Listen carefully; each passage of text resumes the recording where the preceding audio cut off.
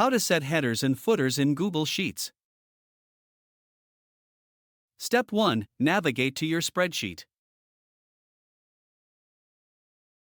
Step 2. Click File and then Print.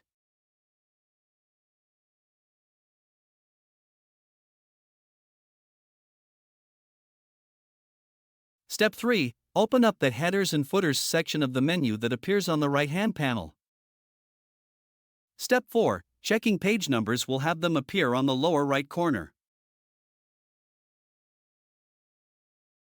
Step 5. Checking workbook title will have it appear on the upper left corner. Step 6. Checking sheet name will have it appear on the upper right corner.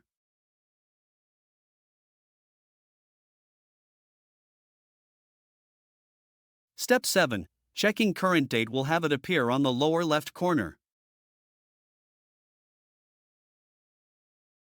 Step 8. Checking current time will append itself to the current date in the lower left corner. Step 9. Click Next to print.